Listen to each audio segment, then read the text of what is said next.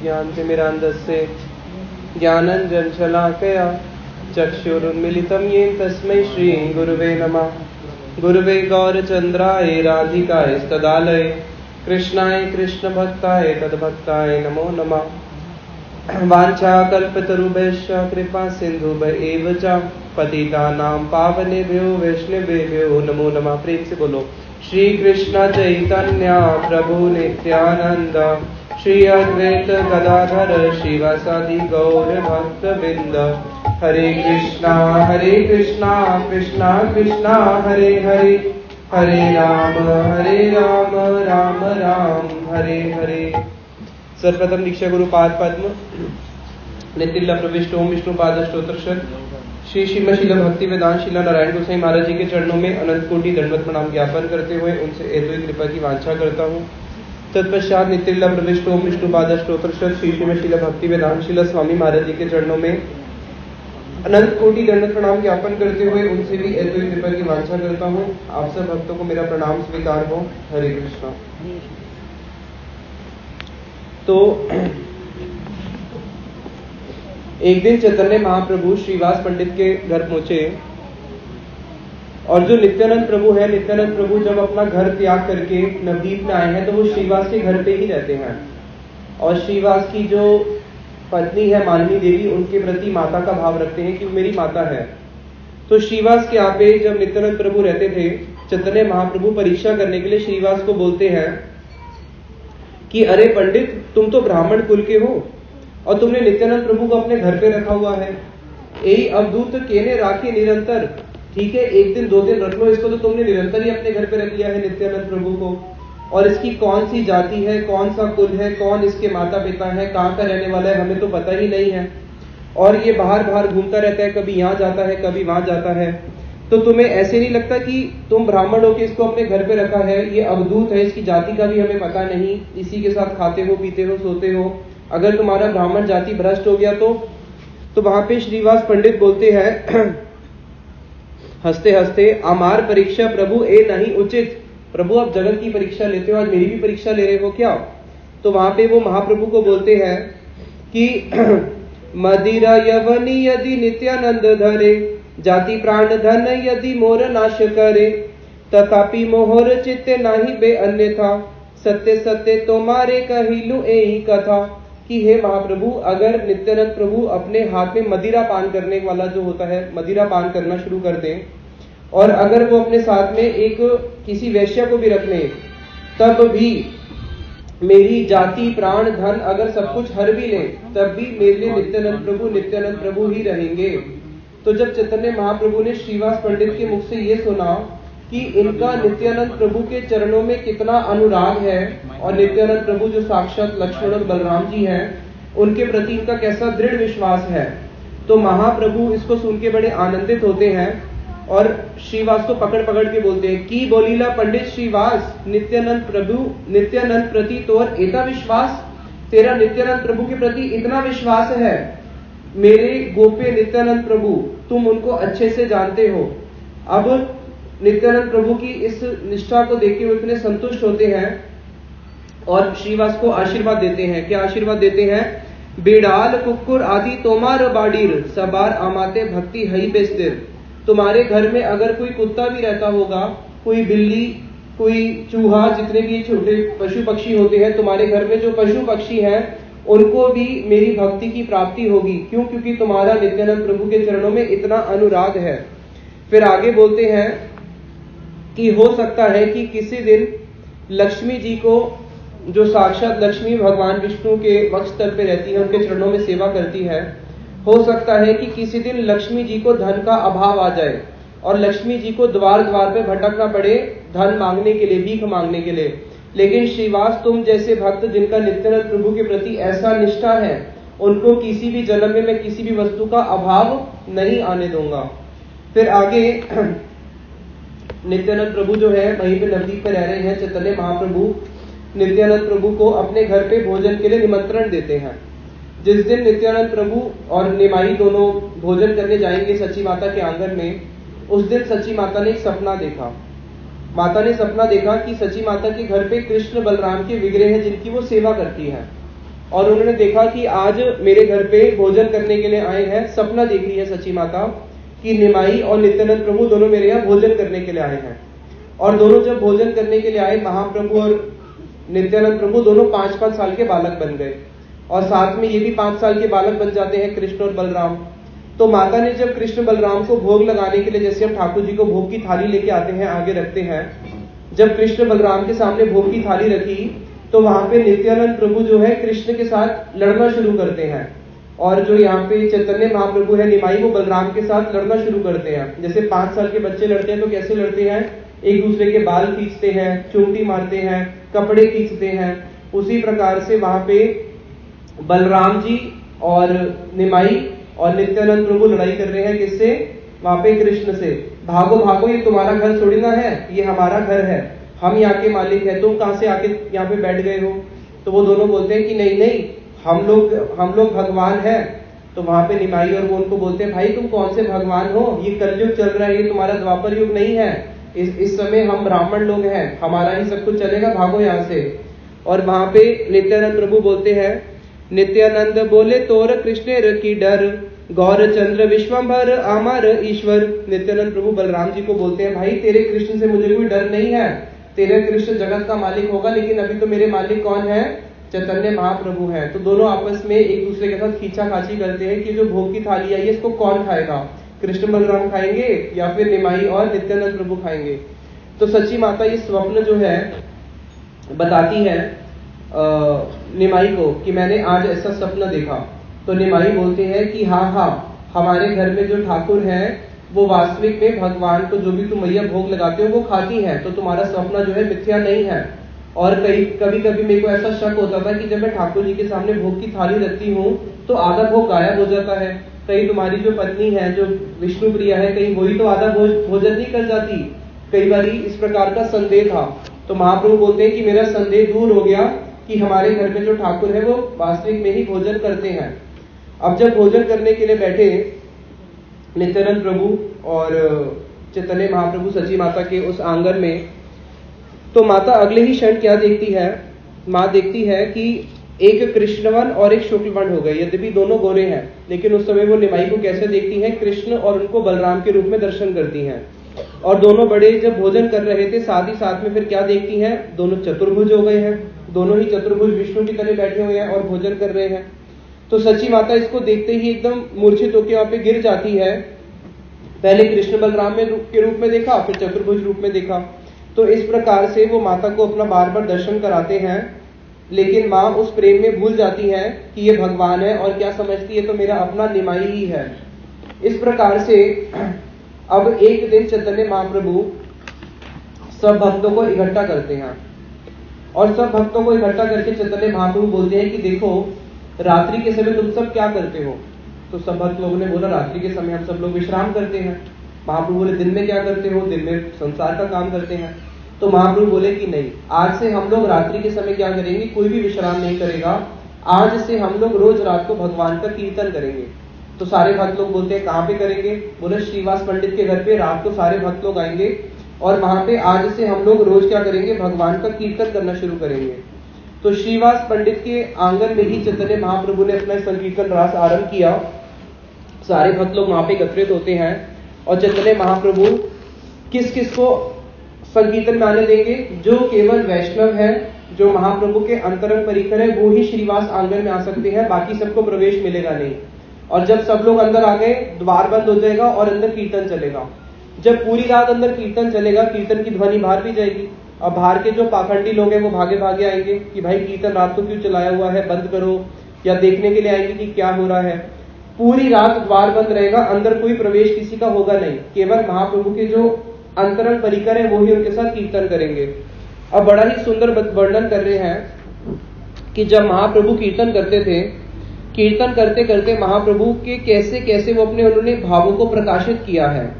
कभी तो कीर्तन करते करते कृष्ण नाम लेके एक प्रहर का तो केवल क्रंदन करते रहेंगे, और जब कृष्ण का नाम लेके हंसेंगे तो एक प्रहर तक केवल हंसते रहेंगे। और कभी कभी कीर्तन करते करते महाप्रभु का अंग बिल्कुल रुई के समान इतना पतला हो जाता था कि सारे भक्त लोग चैतन्य महाप्रभु को अपने पीठ पे उठा के भागते भागते कीर्तन करेंगे। कभी कभी महाप्रभु का कीर्तन में ऐसा आवेश होगा कि उनका वपु इतना भारी हो जाएगा कोई उनको उठा ही नहीं पाएगा। कभी महाप्रभु चक्री की तरह गोल गोल गोल घूमना शुरू करते हैं और कभी मूर्छित होकर गिर जाते हैं। और कभी कभी महाप्रभु जब कीर्तन करेंगे बहुत तेज का हुंकार ध्वनि निकालते हैं, हरी हरी हरी हरी करके बोलते हैं। और वो ऐसा हुंकार ध्वनि होता है, इतना उसका आवाज होता है कि जिससे मानो भक्तों के जो कान है वो कान अभी फट जाए, लेकिन भगवान कृष्ण की कृपा से उनकी रक्षा होती है। जब वो हरी हरी करके बोलते हैं इतनी उसकी ऐसी ध्वनि होती है कि ब्रह्मांड को भेद के भी वो ध्वनि बाहर चली जाती है। और कभी कभी कीर्तन करते करते महाप्रभु कैसे भावों को प्रकाशित करते थे, क्योंकि जो राधा रानी है, राधा जी के भाव को लेके आए हैं। राधा जी जब कृष्ण का नाम करती हैं, कृष्ण के लिए कुंज में इंतजार करती हैं, उस समय राधा जी कृष्ण की सेवा के लिए क्या करती हैं, दिन का समय है, दिन के समय उनको कृष्ण के दर्शन नहीं हो रहे, तो ललिता बोलती है कि चलो मैं तुम्हें कृष्ण दर्शन कराती हूँ। अभी राधा जी कृष्ण के वीरे में इतनी तापित हो रही होती हैं कि चंदन राधा जी के जब शरीर से एक ऐसी ज्वाला निकल रही होती है कि सारी सखियां राधा जी को चंदन लगाती हैं। जैसे ही राधा जी को चंदन का लेप लगता है, चंदन का लेप लगने के साथ साथ ही सूख के गिर जाता है, चंदन भी काम करता नहीं राधा जी को जब कृष्ण का वीर्य होता है। तो वही ललिता विशाखा बोलती है कि चलो हम तुम्हें कृष्ण के दर्शन कराते हैं। पास में ही एक वन में कृष्ण सखाओं के साथ गैया चरा रहे हैं। तो ललिता क्या करती है, इतनी गर्मी के समय उसको राधा जी को एक ऐसे टीले पे लेके जाती है जिस टीले की जो चट्टान है उसके ऊपर बिल्कुल साक्षात सूर्य की किरणें पड़ रही है और पूरा तापित टीला है। अब राधा जी जब उस टीले के ऊपर खड़ी होती है और वहां से जब वो कृष्ण के दर्शन कर रही होती है, तो उस समय जो टीले का जो तलवा है जो इतना गर्म हो रहा है, राधा जी ने जब अपने चरण उसके ऊपर रखे हुए हैं, राधा जी के चरण कैसे हैं, इतने कोमल है कि मानो जो कमल की पंखड़ी होती है या फिर नवनीत जो मक्खन होता है उससे भी ज्यादा कोमल राधा जी के चरण। अब उन्होंने अपने चरणों को रखा हुआ है उस तपते हुए टीले के ऊपर और वहां से वो कृष्ण के दर्शन कर रही हैं। लेकिन वहां पे भी राधा जी के चरणों को एक शीतलता मिलती है। क्यों? क्योंकि वो किसके दर्शन कर रही है, कृष्ण के। और वहां पे जब कृष्ण के वीरे में चंदन है, वो चंदन भी क्या होता है, तापित होकर गिर जाता है। और यहाँ पे तपता हुआ जो टीला है वो राधा जी को कोटि कोटि चंद्रमा जितना सुशीतलता प्रदान कर रहा है। किसके वीरे में, कृष्ण के मिलन और कृष्ण के वीरे में। तो राधा जी की जो प्रेम की दशा है वो ऐसी दशा होती है जिसको कृष्ण भी नहीं समझ पाते हैं।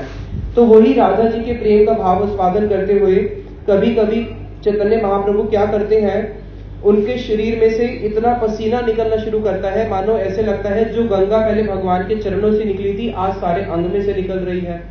कभी कभी चैतन्य महाप्रभु कीर्तन में उनके अंग इतने तापित हो जाते हैं जैसे अग्नि के समान, सूर्य के समान। और कभी उनके शरीर इतना ठंडा पड़ जाता है और उनके दांत कड़कड़ कड़ करके हिलने लगते हैं, पूरे शरीर में कंप होने लगती है।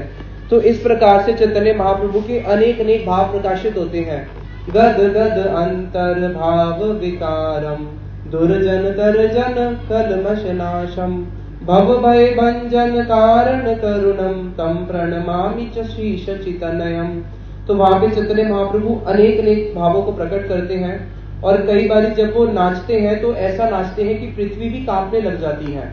अब जब चैतन्य महाप्रभु कीर्तन कर रहे हैं सब भक्तों के संग में, तो कभी कभी महाप्रभु भक्त भाव में जब आते हैं तो क्या करते हैं, जितने भी भक्त हैं, श्रीवास अद्वैताचार्य नित्यानंद प्रभु गंगादास मुकुंद, उन सब भक्तों के पीछे भागते हैं उनकी चरणों की रज को लेने के लिए।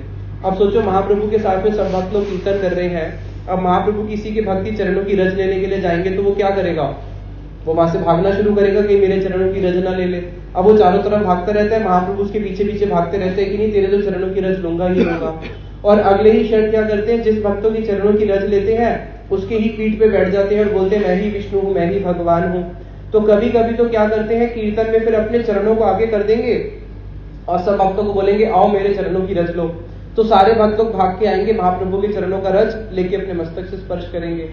लेकिन जब वो भक्त भाव में आएंगे तब अपने चरणों की रज किसी को लेने नहीं देंगे, तब भाग भाग के सब एक एक भक्तों के पीछे पीछे जाके उनके चरणों की रज को अपने मस्तक से लगाएंगे। अब भक्तों को क्या अच्छा लगेगा कि वो भक्त भाव में रहे या भगवान के भाव में रहे, भगवान के भाव में रहे।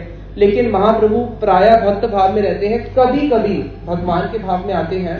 और अगले ही क्षण जब वो भगवान के भाव में आते हैं, फिर अगले क्षण उसको भूल भी जाते हैं, और फिर साथ ही साथ में बोलते हैं मैंने कुछ गलत तो नहीं करा, मैंने कुछ किसी के चरणों में अपराध तो नहीं करा। तो सारे भक्त लोग जो है यही इच्छा करते हैं कि हम भगवान को प्रभु के रूप में देखें, ना कि दास के रूप में देखें। तो वहां पे सब चैतन्य महाप्रभु जान लेते हैं कि इन सब की इच्छा है कि मुझे किसके रूप में देखना चाहते हैं, ये मुझे साक्षात भगवान के रूप में देखना चाहते हैं, लेकिन वो राधा जी के भाव को लेके आए हैं, भक्त भाव में आए हैं। तो महाप्रभु ने हमेशा भक्त भाव को ही स्वीकार किया, लेकिन कभी कभी चैतन्य महाप्रभु अपना भगवत स्वरूप प्रकाशित करते थे, वो कुछ क्षण के लिए ही होता था। लेकिन आज हम जिस लीला के ऊपर चर्चा करने जा रहे हैं, ये भगवान की एक ऐसी लीला है जिसको बोलते हैं सात प्रहरी लीला। क्या बोलते हैं? सात प्रहरी लीला। महाप्रभु जब भी भगवान के भाव में आते थे, वो कुछ क्षण के लिए ही आते थे और अगले ही क्षण फिर वापस अपने भक्त भाव में आ जाएंगे। लेकिन केवल एक बारी ऐसा हुआ था जिसमें चैतन्य महाप्रभु सात पहर मतलब होता है 21 घंटे, महाप्रभु 21 घंटे जो है भगवान के ही भाव में बैठे हुए थे और सब भक्तों को उन्होंने अभय प्रदान किया था। तो आज हम उस लीला का श्रवण करेंगे। उस लीला का श्रवण करने से पहले इस अध्याय को पूर्ण करते हैं कि महाप्रभु का संकीर्तन कैसा है, जिसे महाप्रभु अभी नृत्य कर रहे हैं। जार नाम आनंद शिव वसन न जाने, जार यश नाचे शिव से नाचे आपने, कि आज वही भगवान कृष्ण अपने नाम के ऊपर नाच रहे हैं। जैसे शिव जी क्या करते हैं, राम रमेति रमेति रमे रमे मनोरमे सहस नामाविस्तुल्यम राम नाम वरा नयने। जब वो राम नाम का मंत्र करना शुरू करते हैं शिव जी, राम नाम करते करते शिव जी को इतना आनंद आता है कि वो जब पार्वती जी को रामायण सुना रहे होते हैं, रामायण सुनाते सुनाते जब राम नाम की महिमा आती है, तो राम नाम का कीर्तन करते शिव जी इतना ऐसा तांडव नृत्य करते हैं कि नृत्य करते करते उनके सारे जो वसन है, वस्त्र खुल जाते हैं, वो पूरे दिगंबर हो जाते हैं। और तब भी भगवान के नाम के उसमें यश में उनको इतना आनंद आता है कि नाचते ही रहते हैं। और आज वही प्रभु, वही भगवान क्या कर रहे हैं, जब चैतन्य महाप्रभु के रूप में आए हैं तो स्वयं कृष्ण अपने ही नाम का आनंद लेते हुए नाच रहे हैं। क्योंकि कृष्ण नाम में क्या आनंद है ये कौन जानता है? ये राधा जी जानती हैं, ब्रज की गोपियां जानती हैं। इसलिए सखी एक सखी को बोलती है, सखी केवा सुनाई ले श्याम नाम, कानरे भीतरे गिया मर में पशी लोगो, कि हे सखी तूने मुझे ये शाम का कौन सा नाम सुना दिया है। जब से ये कृष्ण नाम मेरे कान के अंदर गया है, कान के माध्यम से मेरे हृदय में चला गया है, और मेरे हृदय में जाके क्या करता है, वहां पे जाके इसने मेरी सारी इंद्रियों को परास्त कर दिया है। अब मैं कुछ काम घर का नहीं कर सकती। तो ये जो कृष्ण नाम है, इस कृष्ण नाम की महिमा कौन जानता है? ब्रज की गोपियां जानती है, कृष्ण तो जानते नहीं। लेकिन जब वो राधा जी के भाव को लेके आए हैं, आज जब वो नृत्य कर रहे हैं अपने ही नाम में, कैसा नृत्य कर रहे हैं कि जार नामे वाल्मीकि हैला तपोधन, जार नामे अजामिल पाहिला मोचन। जिस नाम से वाल्मीकि जी तपोधन हो गए, वाल्मीकि जी ने रामायण लिख डाला, जिस नाम के प्रभाव से साक्षात अजामिल जो है उसको वैकुंठ की प्राप्ति हुई है, जो नाम करने से संसार में सबका मोचन हो जाता है, और वही प्रभु कलयुग में क्या कर रहे हैं, अपने ही नाम के आनंद में नृत्य कर रहे हैं। तो वहां पे नृत्य करते करते बताया कि कैसा ये रस है, ये कैसा रस है। भगवान तो साक्षात प्रभु है ना, और अभी वो कौन से भाव में आ गए? भक्त भाव में, दास भाव में। तो अभी प्रश्न है कि भगवान होने का आनंद ज्यादा है या भक्त होके दास होने का आनंद ज्यादा है? अगर भगवान होने का आनंद ज्यादा होता तो प्रभु दास भाव में क्यों आते? समझ में आ रही है? अभी ये कौन से भाव में नृत्य कर रहे हैं? दास्य भाव में नृत्य कर रहे हैं, भक्त भाव में आए हैं। तो यहाँ पे वही बता रहे हैं कि जब वो दास्य भाव में नृत्य कर रहे हैं, भाव भरे माला नाही रहे गलाए, छिंडी या पड़ेगी या भक्ते रह पाए। अगर भगवान की प्रसादी माला, हम किसी मंदिर में गए, विष्णु मंदिर में, राम मंदिर में, हमें वहां पे पुजारी जब भगवान की प्रसादी माला देता है, उसको क्या करते हैं? उसको गले से लगाते हैं, मस्तक से स्पर्श करते हैं, या उसको अपने पैर में रख लेते हैं? उसको कोई पैर में तो रखेगा नहीं, उसको क्या करेगा? मस्तक से स्पर्श करेगा। अब आज दास्य भाव में जब महाप्रभु नृत्य कर रहे हैं, नृत्य करते करते जो उनकी माला है, सब भक्तों के साथ नृत्य कर रहे हैं, उनकी माला टूट टूट के गिर जाती है और सब भक्तों के चरणों में आके पड़ जाती है। और प्रभु को वहां पे उस समय जो सुख था गरुड़ के ऊपर बैठने का, उस सुख को वो भूल गए। वैकुंठ में वहां पे उनके इतने सारे लोग उनकी सेवा करते हैं, उनकी स्तुति गान करते हैं, उसको वो भूल गए। हर कोई तो भगवान का नाम लेता है ना, क्या कभी सुना भगवान अपना नाम खुद लेते हैं? भगवान तो भक्तों का नाम लेते हैं, लेकिन आज भक्त भाव में अपने ही नाम का आस्वादन करके उनको इतना आनंद आ रहा है। दासे भावे धूली लूटी करे रुदन, कोथाए रहिले वैकुंठे रसुख भार, कि आज क्या कर रहे हैं, दास से भाव से जितने भी भक्तों के साथ नृत्य कर रहे हैं, एक एक करके भक्तों की चरणों की रज को ले लेके अपने पूरे वपु पे स्पर्श कर रहे हैं, मस्तक पे स्पर्श कर रहे हैं। तो यहाँ पे वृंदावन दास ठाकुर जी कहते हैं, भाई देखो दास से सुख में कैसा आनंद है कि प्रभु उस वैकुंठ के सुख को भूल के भी क्या कर रहे हैं, आज इस दास्य रस का आस्वादन कर रहे हैं। ये दास्य रस कैसा है? ये दास्य रस ऐसा है कि जिस दास्य रस के लिए स्वयं भगवान भी क्या कर रहे हैं, आज उसका आस्वादन कर रहे हैं। और यही दास्य रस, हे न दास्य योग छाड़ी आर जे बचाए, अमृत छाड़ी अजिन विष लागी धाए।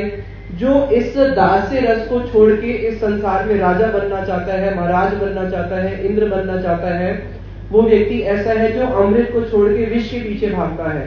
क्योंकि जो सबसे ज्यादा आनंद है वो किसमें है? वो दास्य रस में है।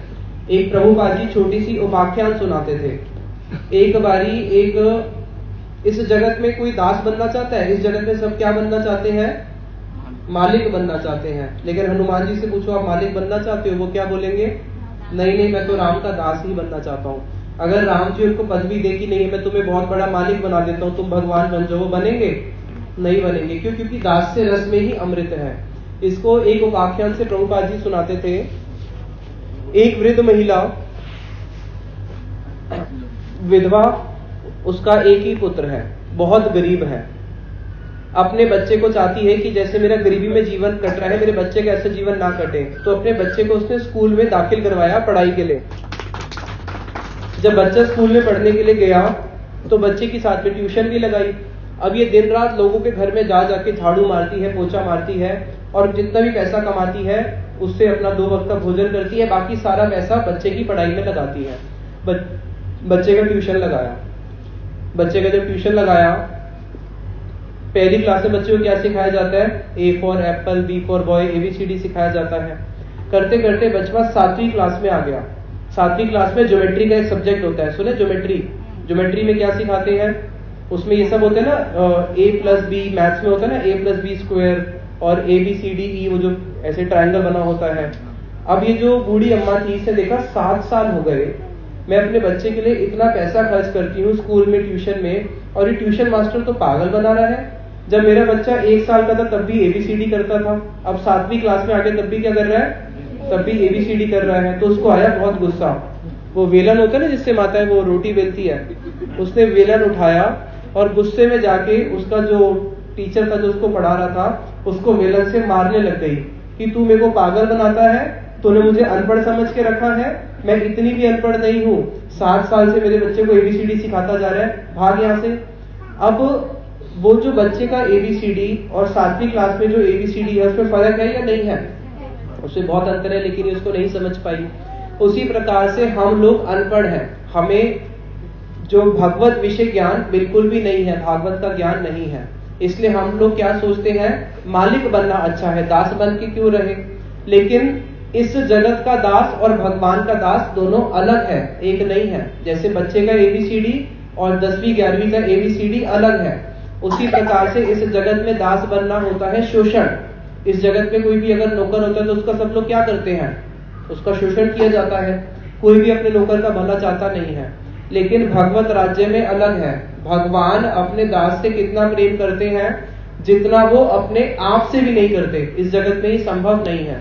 तो यहाँ पे वही बता रहे हैं कि उस दास्य रस का आस्वादन कैसा है कि वेदे भागवते कहे दास्य बड़ धन, दास्य लगी रामा अज भवे रयतन। अरे भाई, वेद और भागवत भी कहती है कि सबसे बड़ा धन क्या है? भगवान का दास बनना। उससे बड़ी और कोई उपाधि नहीं है, ये सबसे बड़ी उपाधि है भगवान का दास बनना। दास्य लागी रमा अज भवे रयतन। और इसी दास्य को प्राप्त करने के लिए रमा जो लक्ष्मी जी हैं, वो तो साक्षात लक्ष्मी है, सारी दुनिया लक्ष्मी के पीछे भागती है। और लक्ष्मी किसकी सेवा करती है? हम सोचते हैं कि अगर धन आएगा तो हमें आनंद मिलेगा, लेकिन लक्ष्मी आने से आनंद मिलेगा, अगर आप ऐसा सोचते तो ये तो देखो लक्ष्मी को कहाँ पे आनंद मिल रहा है।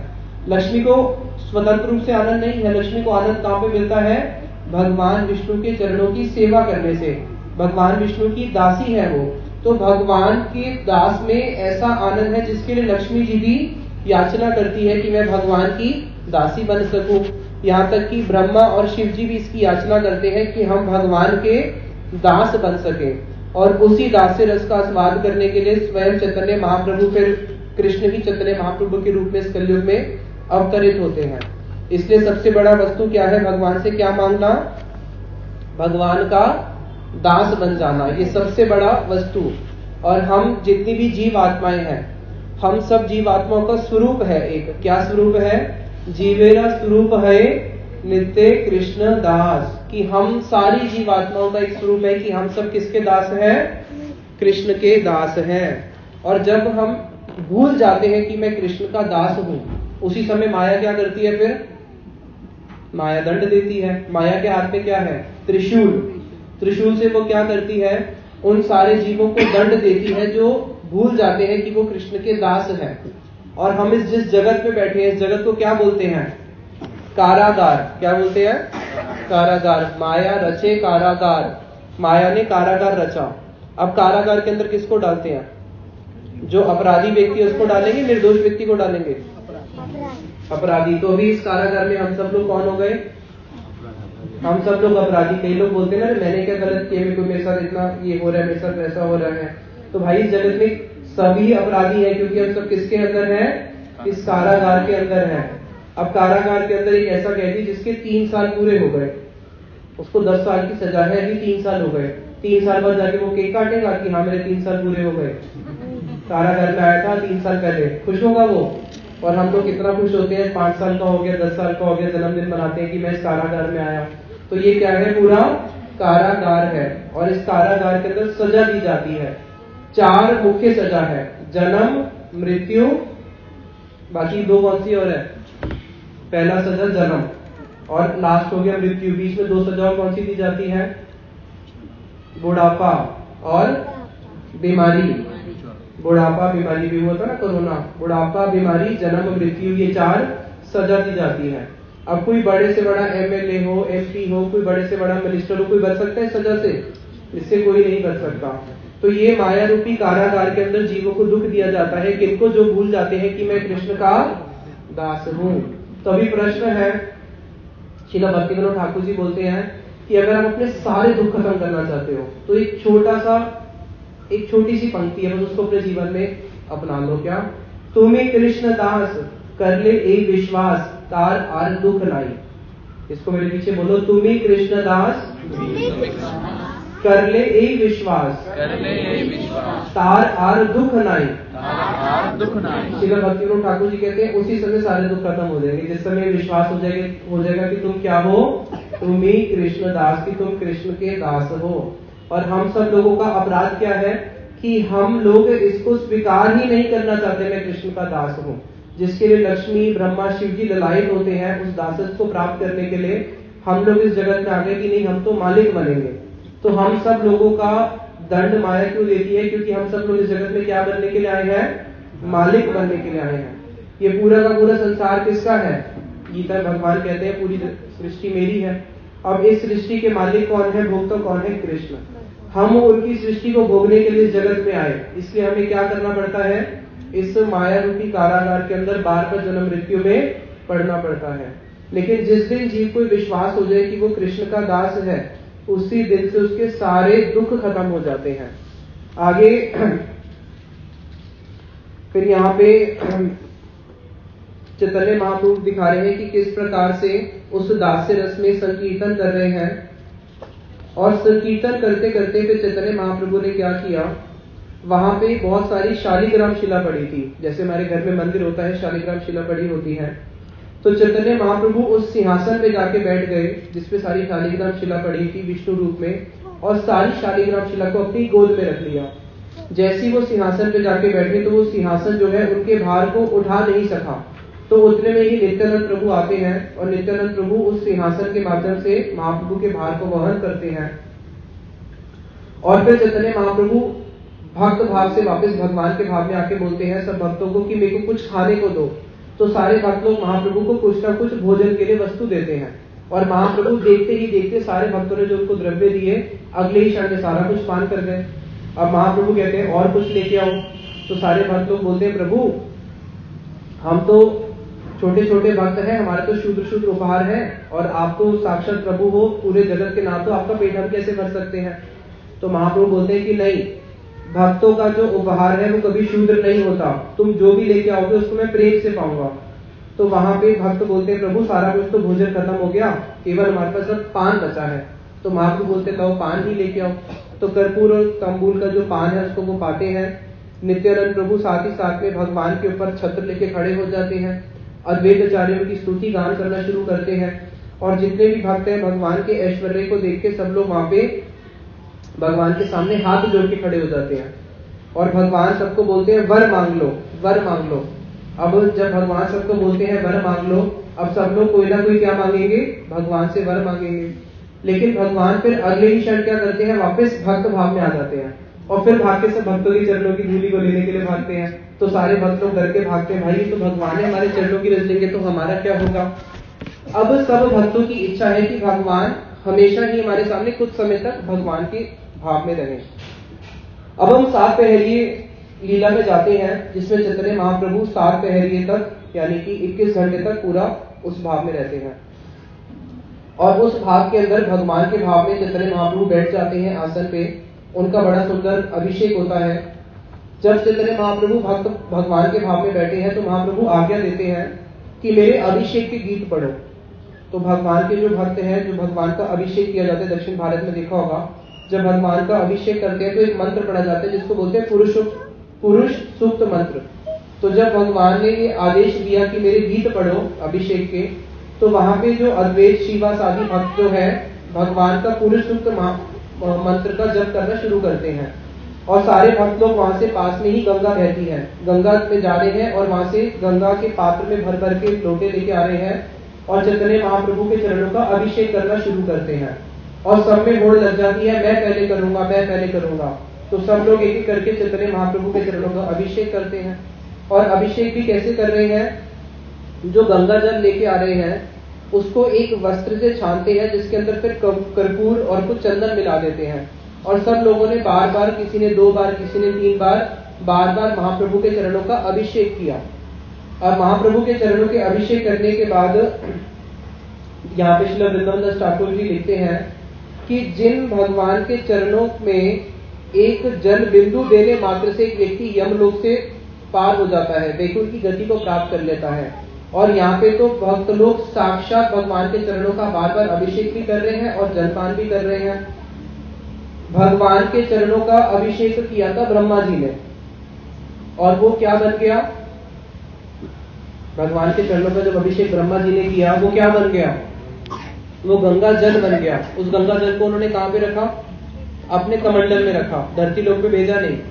उसके बाद भगीरथी ने कितना तपस्या किया तब जाके उस गंगा जल को यहाँ पे लेके आया और उसी गंगा जल को शिव जी ने क्या किया, अपने मस्तक पे धारण किया। तो भगवान के चरणों का जो केवल जल है उसका महिमा देखो कितना है, जिसको ब्रह्मा जी अपने कमंडल में धारण करते हैं, शिव जी जिसको अपने मस्तक पे धारण करते हैं। और आज भक्तों को क्या सौभाग्य मिल रहा है, जो सौभाग्य शिव जी को भी नहीं प्राप्त हुआ, केवल ब्रह्मा जी को एक बार ही प्राप्त हुआ और यहाँ पे भक्तों को बार बार प्राप्त हो रहा है भगवान के चरणों का अभिषेक करने का। तो वहां पे भगवान के चरणों का बार बार अभिषेक करते हैं और जब भगवान के चरणों का अभिषेक कर रहे होते हैं वहां पे एक छोटी सी कन्या होती है जिसका नाम होता है दुखी।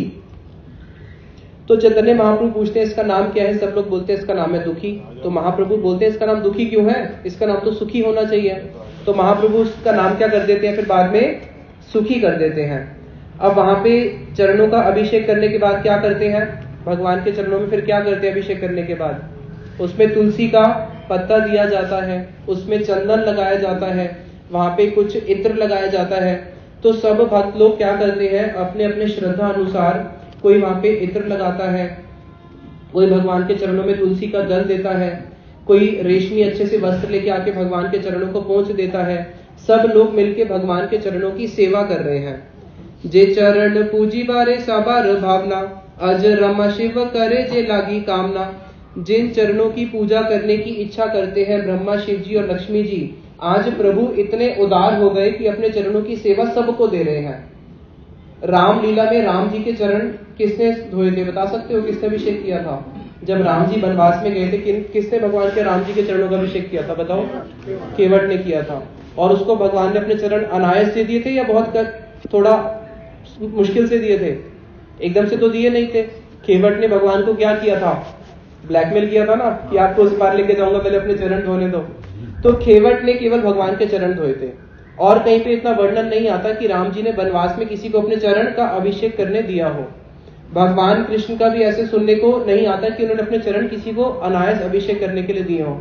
लेकिन यहाँ पे चैतन्य महाप्रभु की कैसी दया है कि चैतन्य महाप्रभु ने अपने चरणों को आगे करके सारे के सारे जितने वैष्णव थे, वैष्णवों के घर में जो दास दासी थे, सबको अवसर दिए कि सब आके क्या करो, मेरे चरणों की सेवा करो। अपने चरण सबके लिए उन्होंने अनायास सेवा के लिए प्रस्तुत कर दिए। तो वहां पे जब सब भक्तों ने भगवान के चरणों की सेवा करी, उसके बाद भगवान अपना हाथ आगे ऐसे करते हैं और बोलते हैं चरणों की तो सेवा हो गई, अब मुझे कुछ भोजन दो।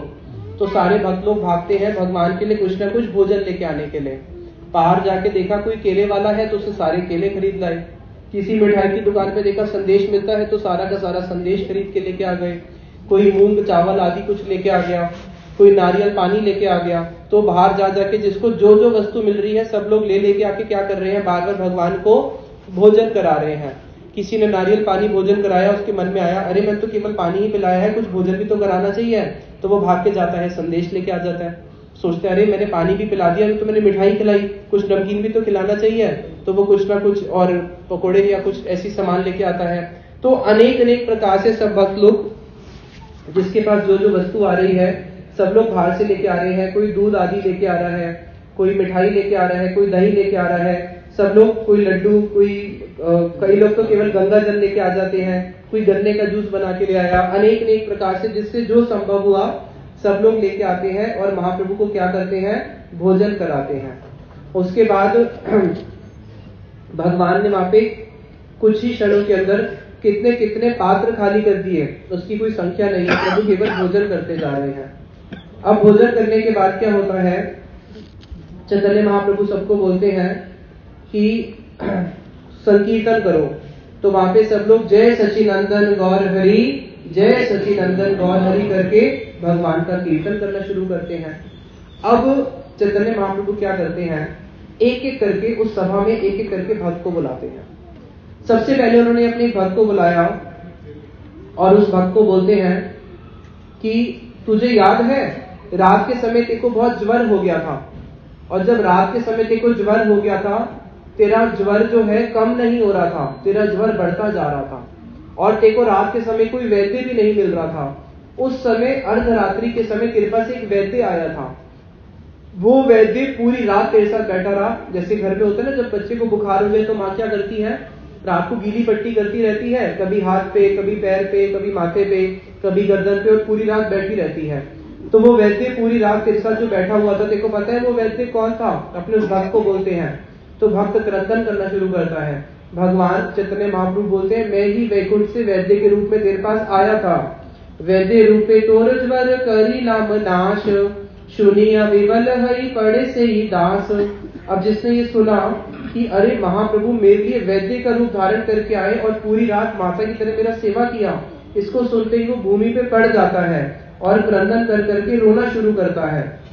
महाप्रभु उसको बोलते हैं, मैं तेरे हाथ से कुछ खाना चाहता हूँ, मुझे अपने हाथ से कुछ दे। वो अपने हाथ से कुछ महाप्रभु को फिर भोजन कराता है। फिर आगे महाप्रभु के एक भक्त है जिनका नाम है गंगा दास। अब गंगा दास को देखते हैं, जिसको भी चैतन्य महाप्रभु एकदम देखते हैं तो साथ ही साथ में उसके हृदय में चमत्कार हो जाता है कि अब मेरा नंबर है।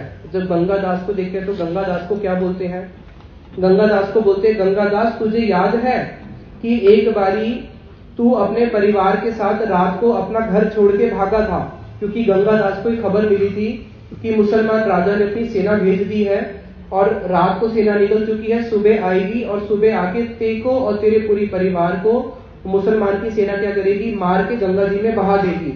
तो गंगादास ने जब ये सुना रात के समय, वो डर के अपने घर से अपने बच्चे और अपनी पत्नी को लेके भाग गया। अब भागेगा तो भागेगा, चारों तरफ मुसलमान का ही शासन है।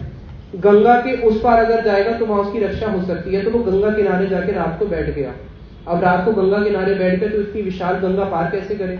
तो गंगादास, तुझे याद है पूरी रात गंगा किनारे बैठ के तू कृष्ण नाम लेके क्रंदन करता रहा कि हाय अभी तो सुबह का समय होने वाला है, और जैसे ही भोर का समय हुआ तू फूट फूट के रोने लगा कि हाय अब मैं गंगा पार कैसे जाऊं, यहाँ पे तो कोई नाव वाला भी नहीं है, और अब कुछ ही समय में मुसलमान आके मेरे सामने ही मेरी पत्नी और मेरे बच्चों के साथ पता नहीं क्या दुष्कार्य करेंगे।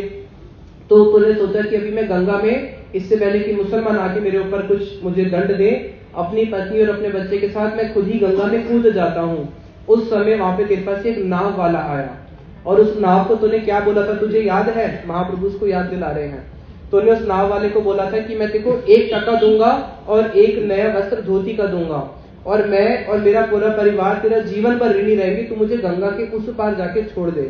तो वहां पे वो जो नाविक था जो तुझे इस पार से उस पार लेके गया था, वो और कोई नहीं था। वो कौन था? वो मैं ही था। मैं वैकुंठ से आया था और नाव में तुझे इस पार से उस पार लेके जाने वाला साक्षात मैं ही था। तो जब गंगादास ने इस बात को सुना, इस बात को सुन के गंगादास जो है वो भी वहां पे प्रेम में भूमि पे लोटपोट करना शुरू करते हैं कि प्रभु का कैसा प्रेम है। और वहां पे उस समय चैतन्य महाप्रभु क्या कर रहे हैं? चैतन्य महाप्रभु अपने मुख में तांबूल खाते हुए, क्योंकि भोजन के बाद तांबूल खाते हैं, तांबूल खाते हुए एक एक भक्त को देख रहे हैं, और उनके सेवक उनको कोई पंखा झुला रहा है, कोई उनके ऊपर छत्र लेके खड़ा है। उतने में ही संध्या का समय होता है। संध्या के समय वहां पे भगवान की बड़ी ही सुंदर आरती होती है, जिस आरती में शंख घंटा करताल बजता है, जो हम गौर आरती करते हैं। उसके बाद चैतन्य महाप्रभु एक ऐसे भक्त की स्मरण करते हैं जो उस सभा में नहीं है, और महाप्रभु भक्तों को आदेश देते हैं, आज्ञा है श्रीधर झाट किया आन, आसिया देखो कमोर प्रकाश विधान, कि जाओ श्रीधर को लेके आओ। तो सारे भक्त लोग सोचे पड़ जाते हैं श्रीधर कौन है? तो महाप्रभु साथ ही साथ में बोलते हैं, बस तुम नगर के बाहर निकलो, और जो भी तुम्हें रोता हुआ व्यक्ति मिले, जो व्यक्ति रो रहा हो और रोते रोते क्या बोल रहा हो, हरे कृष्णा कृष्णा कृष्णा हरे हरे, हरे राम राम राम हरे हरे। तो समझ लेना कि वो जो रोता हुआ व्यक्ति जो कृष्ण नाम कर रहा है वो ही श्रीधर है। जे मोरे डाके तार आनी धरिया, जो मेरे को डाक रहा हो, जो मुझे बुला रहा हो कृष्ण कृष्ण करके रोते हुए, वो ही श्रीधर है, और उसको जाओ और उसको फटाफट लेके आओ। तो कुछ भक्त लोग जाते हैं नगर के बाहर और देखते हैं कि वहां पे एक भक्त है क्रंदन करके कृष्ण नाम ले रहे हैं। समझ लेते हैं यही वो सौभाग्यवान श्रीधर है, और श्रीधर को आज्ञा होती है कि चलो तुम्हें चैतन्य महाप्रभु ने बुलाया है। उतने में चैतन्य महाप्रभु सबको बताते हैं कि देखो ये श्रीधर है कौन, जिसके लिए मैंने जिसको भी बुलाया है। श्रीधर एक महाप्रभु के ऐसे भक्त थे जिनका नाम था खोला बेचा श्रीधर, जो क्या करते थे, केले का जो पेड़ होता है, पूरे केले का पेड़ खरीदेंगे, और केले के पेड़ की हर वस्तु बेची जाती है। उसका जो पत्ता होता है उसके ऊपर हम भोजन करते हैं। केले के जो फूल होता है उसको मोचा बोलते हैं, खाते हैं यहाँ पे उसकी सब्जी, बंगाल में खाते हैं केले के फूल की सब्जी मोचा। और केले का जो तना होता है वो भी उसका बिकता है, उसकी जड़ें भी, सब कुछ बिकता है। तो इनका नाम था खोला बेचा श्रीधर, जो क्या करते थे, उस केले के पेड़ को खरीद के, उसको भांग के, उसको बेचा करते थे। तो चैतन्य महाप्रभु इनके पास जाते थे, श्रीधर के पास, और श्रीधर से खोल, जो खोल होता है केले के पेड़ की जो खाल होती है, वो लेके आते थे और केला खरीदने के लिए जाते थे। तो श्रीधर क्या करते थे, श्रीधर युधिष्ठिर महाराज जी की तरह थे। जैसे इस जगत का दुकानदार होता है ना, 10 की चीज 100 की बेचता है, वैसे नहीं। उन्होंने जो दाम बोल दिया उस दाम में वो कभी कम नहीं करेंगे। सबको पता था कि ये ईमानदार व्यक्ति है, इसलिए जो भी श्रीधर दाम बोलते थे, वहां के जितने भी नगर के वासी थे उसी दाम में उससे वस्तु खरीद के आते थे, उससे कोई बार्गेन नहीं करता था। केवल निमाई पंडित ऐसे थे जो श्रीधर दाम बोलेगा उसका आधा पैसा बोल के उनके साथ झगड़ा करते थे। अब श्रीधर इतना पैसा तो कमाते नहीं थे कि आधे मूल्य पे दे दे, तो निमाई उनके साथ 4 पहर मतलब होता है 24 मिनट का एक पहर होता है, एक दंड। तो 4 दंड, 24 × 4 कितना हो गया, 96, यानी कि 1.5 घंटा चैतन्य महाप्रभु की लीला वर्णन आता है। चैतन्य महाप्रभु 1.5 घंटा रोज श्रीधर की दुकान पे एक केला खरीदने जाते थे, केवल एक केला। और उस एक केले के लिए वो उनके साथ क्या करते थे, 1.5 घंटा रोज लड़ाई करते थे। रोज उनकी श्रीधर के साथ कला होती थी, ये उनकी लीला थी। उनके वहां पे जाना, एक केला और एक वो जो खोल होता है जिसके ऊपर भोजन करा जाता है, तो एक केला और एक खोल के लिए उनके साथ 1.5 घंटा वो युद्ध करते थे, केवल 1 पैसा बचाने के लिए। वो जो उनका दाम बोलेगा महाप्रभु उसका आधा दाम बोलेंगे, और महाप्रभु फिर क्या करते थे, उससे उठा के खींच के भागेंगे, और ये पीछे भागेगा, नहीं मैं क्यों दूं, मैंने जो दाम बोला है उसी दाम पे दूंगा, आधे दाम पे नहीं दूंगा। तो महाप्रभु उसको बोलते थे, निमाई श्रीधर एक बात बता, जितना भी तू पैसा कमाता है आधा पैसा तो तू गंगा जी की सेवा में लगा देता है। श्रीधर जितना पैसा कमाएंगे आधा पैसा गंगा जी की सेवा में, बाकी आधे पैसे से अपना जीवन निर्वाह करते थे। तो महाप्रभु बोले कि आधा पैसा तू गंगा की सेवा में लगाता है, आधे से तू अपना जीवन निर्वाह करता है, और तेरा तो अच्छे से पेट भी नहीं भरता। तू किस कृष्ण का भजन करता है जो तेरा पेट भी नहीं भर सकते? तू कृष्ण का भजन छोड़ के तू देवी का भजन क्यों नहीं करता, चंडी का भजन क्यों नहीं करता? देख बंगाल के अंदर जो चंडी के भक्त हैं, जो शिव जी के भक्त हैं, कितने अमीर हैं, और तू कृष्ण का भजन होके इतना गरीब है कि तेरा पेट भी 2 वक्त का भरता नहीं है। और जो तूने कपड़ा पहना हुआ है, श्रीधर एक धोती पहनते थे जो 12 जगह से फटी हुई थी। तो महाप्रभु बोले तेरा जो एक धोती है ये भी 12 जगह से तेरा फटा हुआ है, तो तू ऐसे कृष्ण का भजन क्यों करता है? तो श्रीधर महाप्रभु को बोलते थे, भाई एक बात बताओ, अगर मैं कृष्ण का भजन करता हूँ, तुम कह रहे हो मेरा पेट नहीं भरता, तो मैं अभी तक जीवित कैसे हूँ? कृष्ण मेरा पेट तो भरते ही है, तभी तो मैं जीवित हूँ, चाहे कम भरते हो, मेरे को मरने तो नहीं दिया ना जो मैं कृष्ण को छोड़ दूं। और बोला अच्छा जो तेरा वस्त्र 12 जगह से फटा हुआ है उसका क्या? तो श्रीधर बोले, प्रभु अगर वस्त्र 12 जगह से फटा हुआ या 14 जगह से फटा हुआ, मेरा तन तो ढका हुआ है ना, तो वस्त्र किस लिए होता है? तन ढकने के लिए तो होता है, तो मैं कृष्ण को क्यों छोड़ू? फिर आगे वो बोलते थे कि श्रीधर एक राजा राजमहल में रहता है, पक्षी घोंसले में रहता है। राजा राजमहल में रहकर भी अपना जीवन क्या करता है, उसका भी जीवन शेष हो जाता है, जीवन कट जाता है, उसको भी अपना जीवन काटना है। और एक पक्षी क्या करता है, पेड़ के ऊपर बैठ के घोंसले में वो भी अपना जीवन काटता है, तो दोनों ही तो अपना जीवन काट रहे हैं। राजा जे राजे पाट जेनु नाट यार नाट देखीते किछु नाई हेनो माया करी जेही परम ईश्वर से ताते सदा करो भय। कह रहे हैं राजा जे राज्य पाठ, राजा का जो इतना बड़ा राज्य होता है, जेन नाटू यार नाट, और नाटक क्या करता है, जो नटवारा होता है, नाटक रचने वाला, वो एक नाटक रचता है।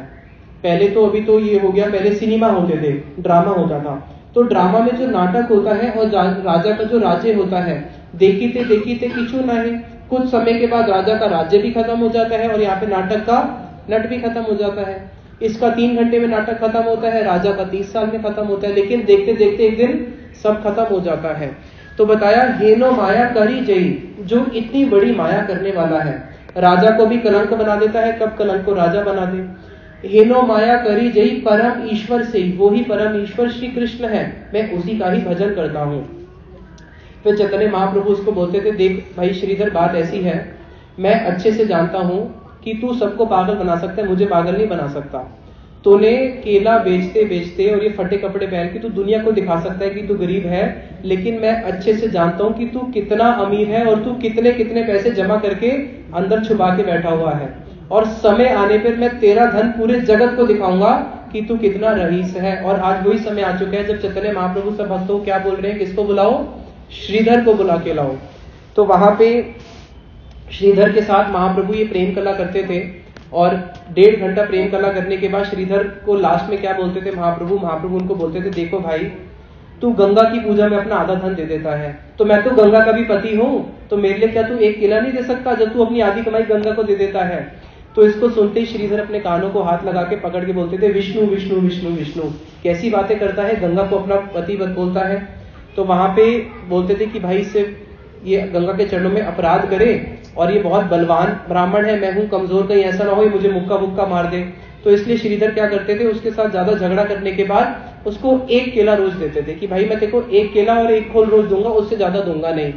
तो महाप्रभु भी उनके वहां से 1 केला और 1 खोल लेके रोज अपने घर पे जाया करते थे, और उसी के खोल के ऊपर चैतन्य महाप्रभु नित्य भोजन करते थे।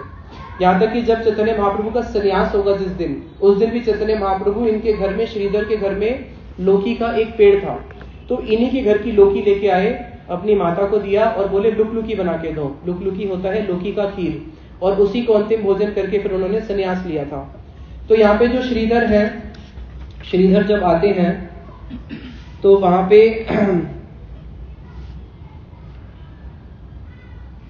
महाप्रभु श्रीधर को बोलते हैं, तोमार खोयला अन्न खाई निरंतर, बहु जन्म मोर प्रेम त्यजिला जीवन।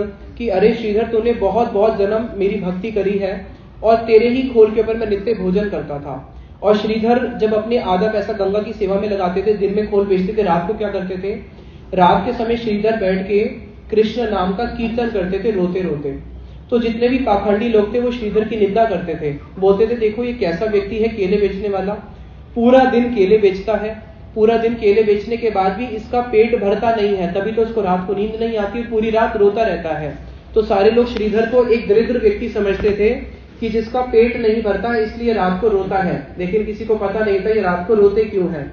तो वहां पे जब उन्होंने उनके दर्शन करे, चैतन्य महाप्रभु ने उनको बुलाया, महाप्रभु ने उनको अपने दर्शन दिए। दर्शन किस प्रकार के दिए, उन्होंने दर्शन दिए चैतन्य महाप्रभु ने, तो उन्होंने चैतन्य महाप्रभु के वहां पे श्याम सुंदर श्री कृष्ण रूप में दर्शन करे और साथ में ही उन्होंने भगवान का पूरा जो ऐश्वर्य है उस ऐश्वर्य को देख के उन्होंने भगवान के दर्शन करे। उसके बाद आर की पासार नहीं श्रीधर जे बोले, अल्पकाड़ी दिया तथा कीन पात खोले, प्रभु बोले योगी ना आमी ना ही छाड़ी। तो श्रीधर महाप्रभु को बोला करते थे कि भाई एक बात बताओ, यहाँ पे केवल खोल बेचने वाला मैं तो नहीं हूँ, और भी तो दुकानदार है, अगर तुम्हें ऐसे लगता है कि मेरा दाम ज्यादा है तो तुम किसी और के पास जाके उनसे क्यों नहीं खरीद लेते, मेरे पास ही बार बार क्यों आते हो खरीदने के लिए। तो श्रीधर को महाप्रभु बोला करते थे कि देखो भाई, मैं अपने दुकानदार को कभी नहीं छोड़ सकता, तो तुम मेरे नित्य दुकानदार हो, इसलिए मैं लूंगा तो तुमसे ही लूंगा।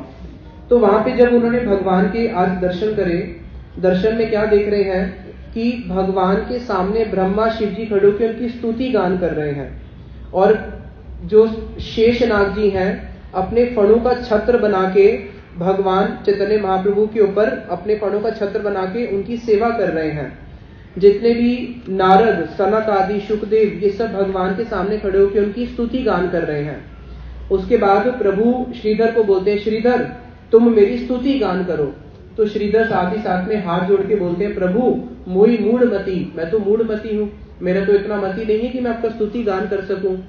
तो प्रभु बोलते हैं, तोर वाक्य मोड़ स्तुति, तेरे मुख से जो भी निकलेगा वो ही मेरी स्तुति है, तू कुछ बोल मेरे को देख के बस।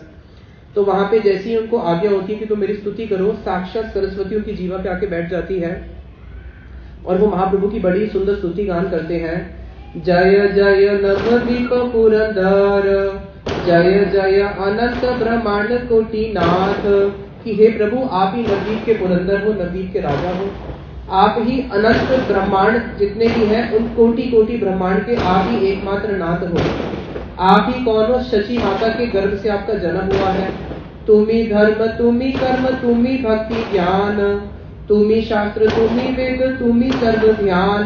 प्रभु आप ही ध्यान हो, आप ही वेद हो, आप ही शास्त्र हो, आप ही रिद्धि हो, आप ही सिद्धि हो, आप ही भक्ति हो, आप ही मुक्ति हो। और तो कहना ही क्या कि आप ही विष्णु हो, आप ही ब्रह्मा हो, आप ही अग्नि हो, सब कुछ आप हो।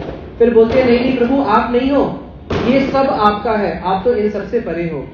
और प्रभु तोर गंगा देख मोर चरण सलीला, तबु मोर पाप चित्ते नहीं लस्मरण। प्रभु मेरे से तो अपराध हो गया, आप मेरे पास आके बोलते थे कि देख देख चरण तो मेरे चरणों से ही गंगा निकली है, मैं ही उसका स्वामी हूँ। उस समय तो मैं आपको पहचान नहीं सका, मैंने तो आपके चरणों में अपराध कर दिया, इसलिए आप मेरे अपराध को क्षमा करो। और आज मुझे समझ में आ रहा है कि मैं कितना पापी हूँ कि मैं अपने प्रभु को ही नहीं पहचान पाया, जो दिन रात मेरे पास आए, जिन्होंने मेरे से इतना खोल बेचा मांगा, जिन्होंने मेरे से रोज केला मांगा, मैं ही अपने प्रभु को नहीं पहचान पाया। फिर आगे बड़ी सुंदर बात कहते हैं, श्रीधर बोलते हैं कि प्रभु भक्ति लागी सर्वस्थाने पारा भाव पाइया, जीनिया बेड़ाओ तुम्हें भक्ति लुकाइया। प्रभु इस अवतार में तो आप हार गए। कैसे हार गए, अब वो बताते हैं कि प्रभु इस अवतार में आप ऐसे हार गए, जो भी व्यक्ति होता है वो अपनी कमजोरी को छुपा के रखता है, होता है नहीं होता। अब जैसे रशिया यूक्रेन का वार हो रहा है तो रशिया की भी कुछ कमजोरी होगी, यूक्रेन की कुछ कमजोरी होगी, कभी भी कोई अपने हृदय की कमजोरी को किसी के सामने व्यक्त नहीं करता। और प्रभु आपकी कमजोरी क्या है हमें अच्छे से पता है, बताओ भगवान की कमजोरी क्या है। भगवान की कमजोरी क्या है? भक्त, यानी कि भक्ति। तो प्रभु आपकी जो कमजोरी है वो है आपकी भक्ति।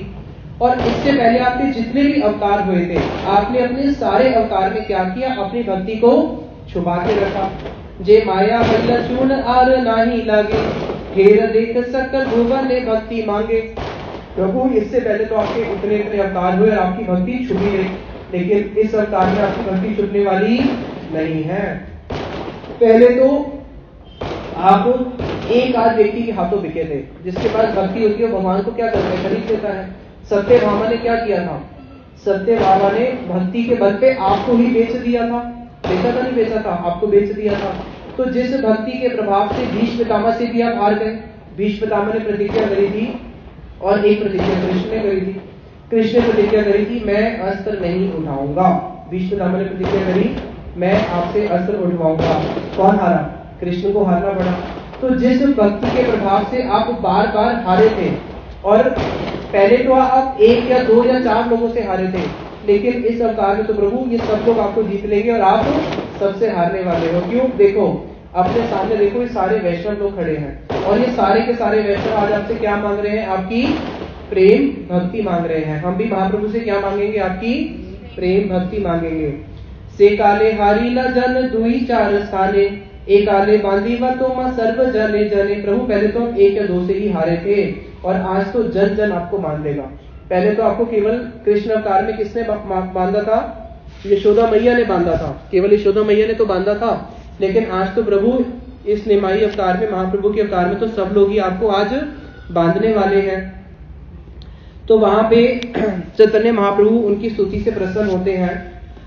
मांग मांग पुना बले विश्वंभर, श्रीधर बोले प्रभु देहे एहि वर।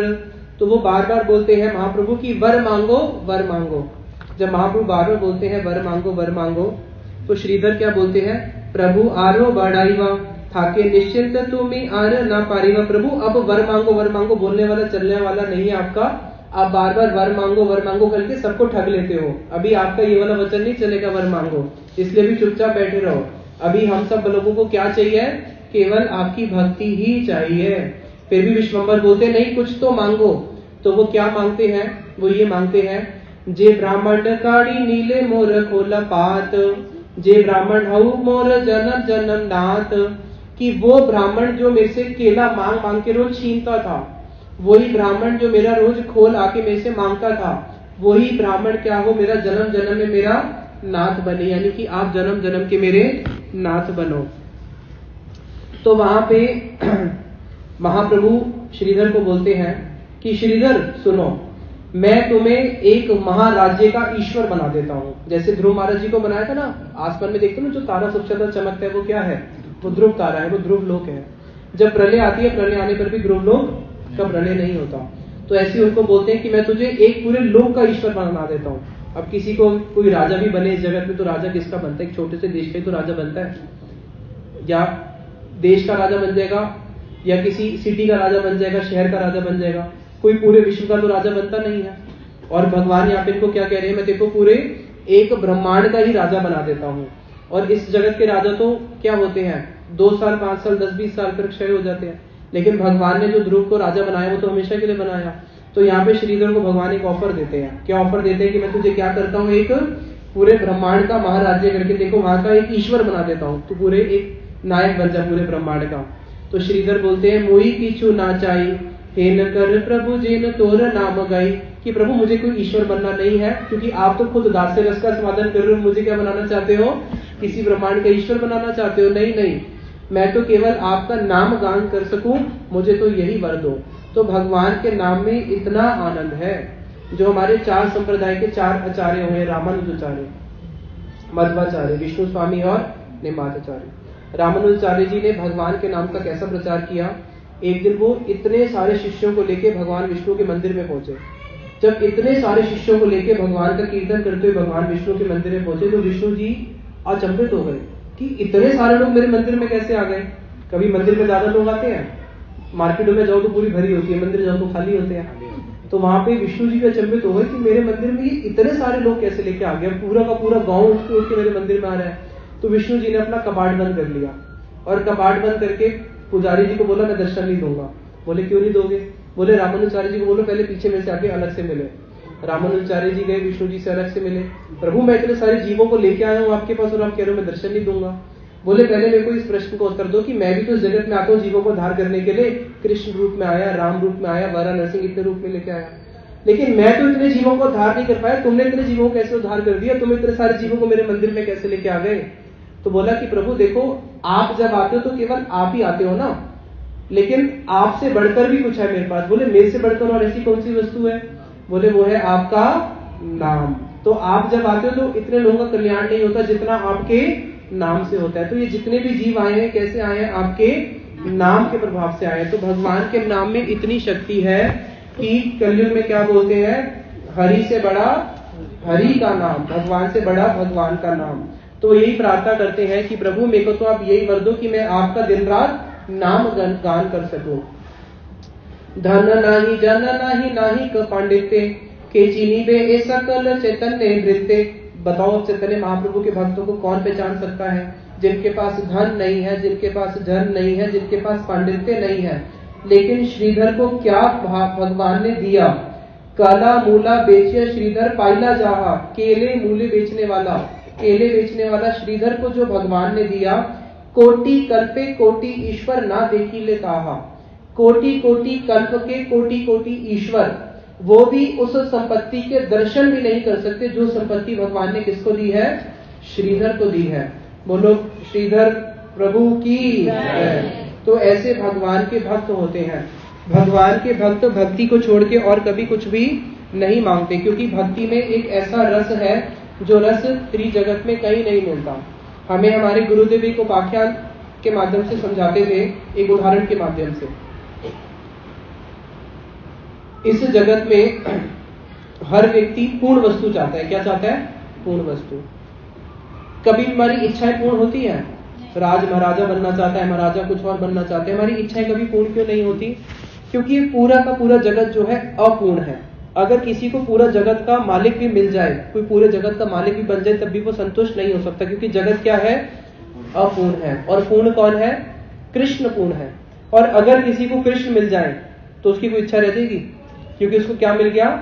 पूर्ण वस्तु मिल गई। तो जब तक पूर्ण वस्तु कृष्ण नहीं मिलते तब तक हमारे हृदय में इस धन के प्रति, जन के प्रति, संसार के काम के प्रति हमेशा कोई ना कोई भाव बना रहता है। और जीव उसके पीछे पीछे भागते भागते कितने कितने जन्म व्यर्थ कर देता है, तब भी उसकी इच्छाएं पूरी नहीं होती। लेकिन जब जीव को कृष्ण मिल जाते हैं तब जाके उसको सब कुछ मिल जाता है। फिर वहां पे बताया कि जो विद्या के मद में, धन के मद में डूबे हुए हैं, वो कभी भी भगवान की इन सारी लीलाओं को नहीं समझ सकते हैं। अभी हम एक छोटा सा कीर्तन करते हैं, फिर कीर्तन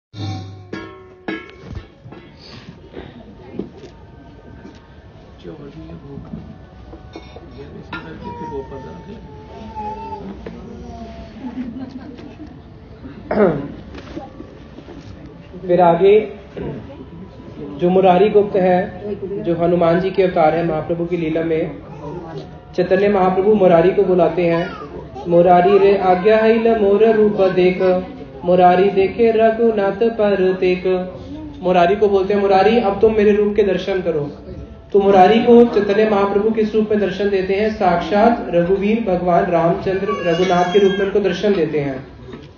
और वहां पे जब रघुनाथ के रूप में वो राम जी के दर्शन करते हैं, उस दर्शन को करते ही मुरारी जो है मूर्छित हो जाते हैं अपने इष्ट प्रभु श्री राम को देख के। फिर महाप्रभु उनको बोलते हैं, डाकी बोले विश्वम्बर ओरे रवानर, पासरी लतोरे पोड़ाई ल सीता चोरा। अरे वानर वानर उठ उठ, देख देख दर्शन कर। और साथ में ही दर्शन कर किसके? जो नित्यानंद प्रभु है वो लक्ष्मण रूप में है, तो कहते हैं साथ में ही दर्शन करो किसके? सुमित्रा आनंद देख तुम्हारे जीवन, तुम्हारे जीवन स्वरूप लक्ष्मण के भी दर्शन करो, सुमित्रा के आनंद स्वरूप, नंदन स्वरूप। और जिनके लिए तुम गंधमादन पर्वत लेके आए थे, साक्षात उस लक्ष्मण की भी तुम यहीं पे दर्शन करो। अरे और तो क्या, तुम साक्षात सीता के दर्शन करो, जिनके लिए तुमने क्या किया था, जिनके लिए तुम बहुत कांदीला अपार, जिनके लिए तुम बार बार दुखी होके रोते थे, तुम्हारी जननी। तो वहां पे मुरारी गुप्त को भगवान पूरा राम दरबार के दर्शन कराते हैं, जिसके अंदर वो लक्ष्मण जी के, सीता जी के सबके दर्शन करते हैं।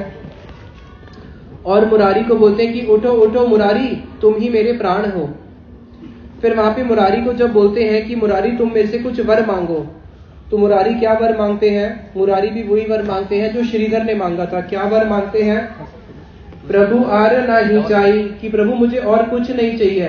हे न कर प्रभु जे न तोर गुण गाई, प्रभु बस मुझे आप यही आशीर्वाद दो कि मैं भी आपका नाम और आपके गुण दिन रात गाता रहूं। और जहां जहां पे भी आपका अवतार हो, जहां जहां पे भी आपके भक्त हो, आपके अवतार में, हर अवतार में मैं आपका दास बना रहूं। और मेरे अपने कर्मों के फलस्वरूप मुझे कहीं भी जन्म क्यों ना मिले, प्रभु बस आप यही मत दो कि मैं हमेशा आपके नाम गुण गाता रहूं। और जितने भी भगवान के भक्त होते हैं वो भगवान से यही प्रार्थना करते हैं। श्रील भक्ति विनोद ठाकुर जी ने क्या प्रार्थना करी थी? पशु पक्षी है ताकि स्वर्ग या निरहे, तब भक्ति रहो भक्ति विनोद हृदय, कि प्रभु मेरे को पशु बना दो, पक्षी बना दो, मुझे स्वर्ग भेज दो, नरक भेज दो, मुझे उसका कोई भय नहीं है। मेरे को किसी भी योनि में क्यों ना जाना पड़े, बस आप मुझे यही वर दो कि जन्म जन्म में मैं आपके गुण गान गाता रहूं, आपका नाम गाता रहूं। तो वहां पे महाप्रभु मुरारी गुप्त के लिए कहते हैं कि अगर कोई मुरारी गुप्त की निंदा करेगा, वहां पे बताना चाह रहे हैं कि अगर कोई वैष्णव की निंदा करता है और अगर कोई वैष्णव निंदक गंगा स्नान भी करता है, तो वही गंगा और भगवान का नाम वो क्या करते हैं, वही उसका संहार कर देते हैं। इसलिए भगवान का नाम करना है तो वैष्णव की कभी भी निंदा नहीं करनी चाहिए। वैष्णव निंदक के लिए साक्षात गंगा तुलसी भगवान भी क्या करते हैं, उनके कालस्वरूप बनकर उनका संहार कर देते हैं। फिर महाप्रभु सबको बताते हैं कि इसका नाम मुरारी गुप्त क्यों है, क्योंकि गुप्त रूप से इसके हृदय में साक्षात मुरारी का वास है, इसलिए इसका नाम है मुरारी गुप्त। तो वहां पे मुरारी गुप्त और श्रीधर दोनों चैतन्य महाप्रभु के सामने क्रंदन करना शुरू करते हैं, भूमि पे लौटते हैं और चैतन्य महाप्रभु अपने मुख में तांबूल खाते हुए गर्जना शुरू करते हैं। और साथ ही साथ में अब एक भक्त को बुलाते हैं जिनका नाम है हरिदास। सुना पड़ा नाम आचार्य हरिदास ठाकुर के विषय में।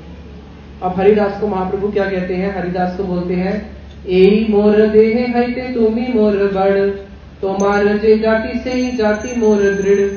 अरे हरिदास, मेरी देह और तेरी देह, मुझे तेरी देह अपनी देह से ज्यादा प्रिय है। हरिदास को बोलते हैं कि तेरी देह मुझे अपनी देह से ज्यादा प्रिय है और जो तेरी जाति है वो ही मेरी जाति है। हरिदास ठाकुर जी का कौन से कुल में जन्म हुआ था? मुस्लिम कुल में जन्म हुआ था। तो फिर महाप्रभु आगे हरिदास ठाकुर जी को बोलते हैं कि अरे हरिदास, जब नगर नगर में तुझे भ्रमण करके चाबुक से मुसलमान लोग, यवन लोग मार रहे थे, उस समय तेरे उस दुख को मैं देख नहीं सका।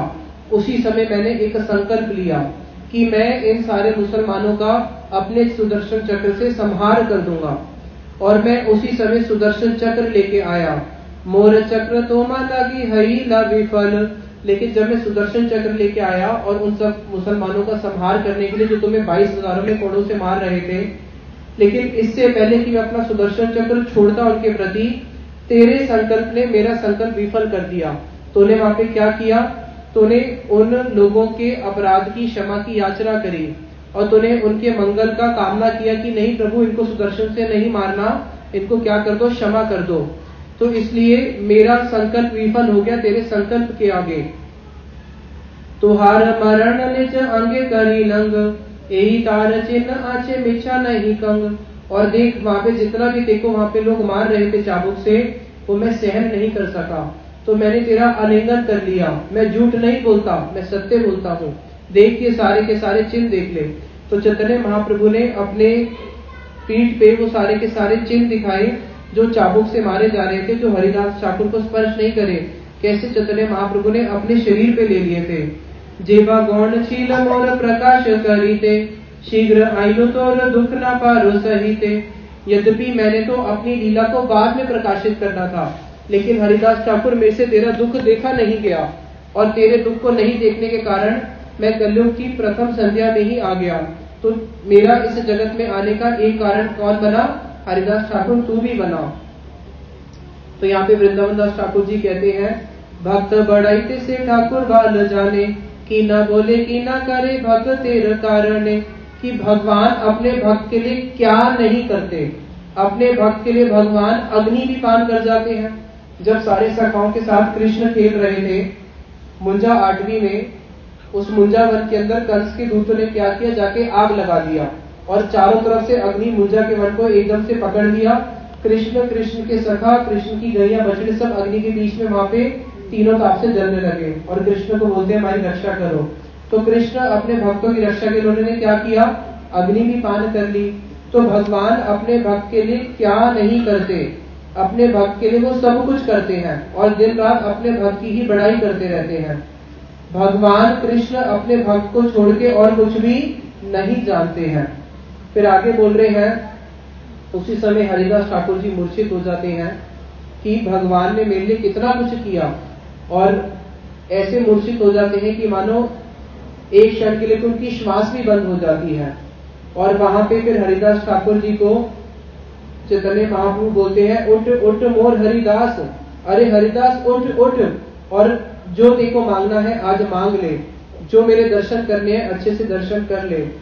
तो हरिदास ठाकुर वहां पे भूमि पे गड़ा गड़ी जाए, भूमि पे लोटपोट करते हुए हा गौर हा निताई, हा गौर हा निताई महाप्रभु का नाम लेते हुए कभी कभी मूर्छित होते हैं, फिर उनकी जैसी मूर्छा दूर होती है फिर महाप्रभु को देख के फिर मूर्छित हो जाते हैं।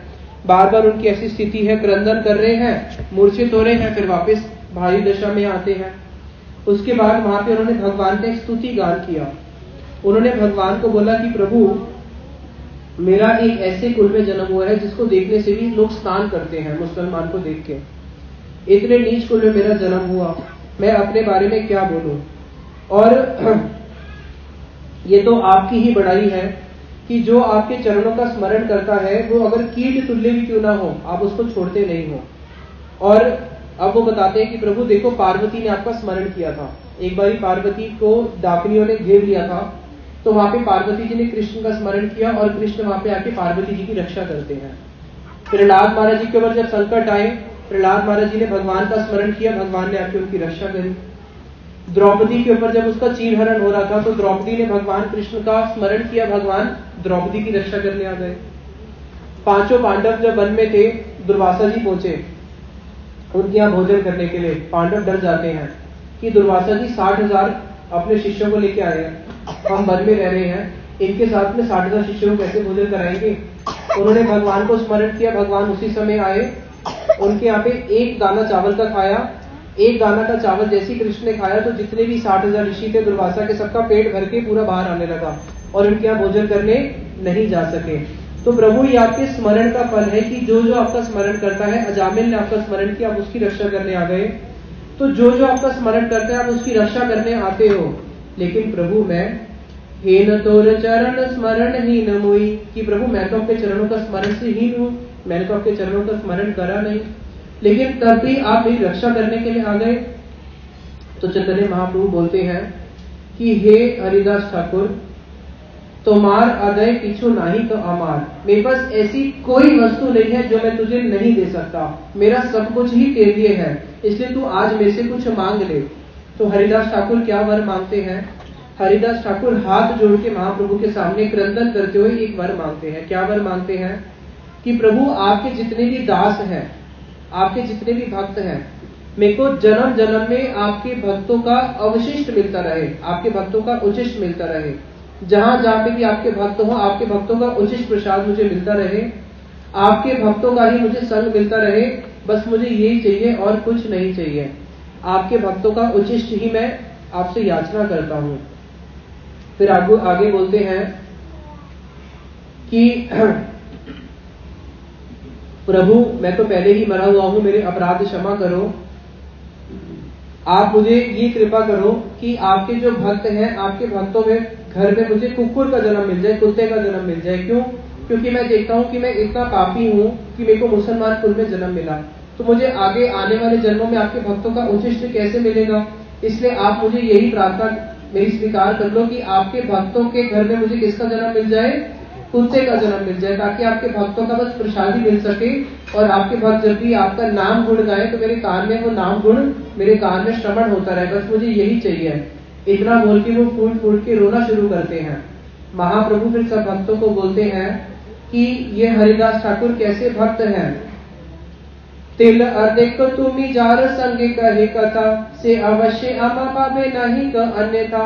कि हे हरिदास ठाकुर, तुम मेरे ऐसे भक्त हो, अगर तुमने किसी से एक क्षण के लिए भी कोई बात करी, अगर कोई हरिदास ठाकुर जी का संग किसी को एक क्षण के लिए भी मिल गया, तो मैं सत्य सत्य बोलता हूँ उसको भी मैं नहीं त्याग सकता। तो तुम्हारा तो कहना ही क्या है।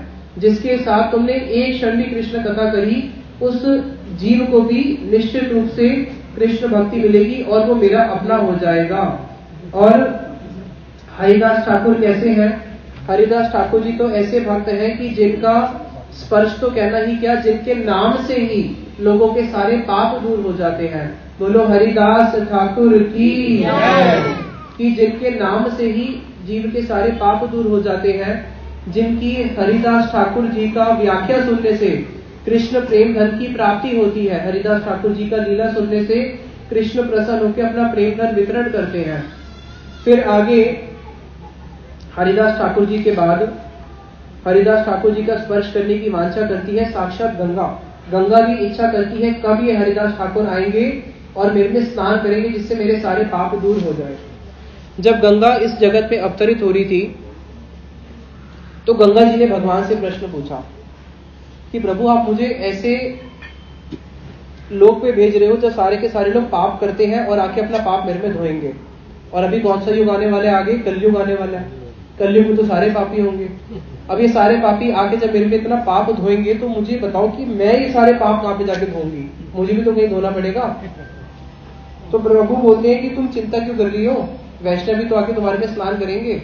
तो गंगा जी ने बोला कि वैष्णव तो एकाध होता है, बाकी तो सारे पापी होते हैं।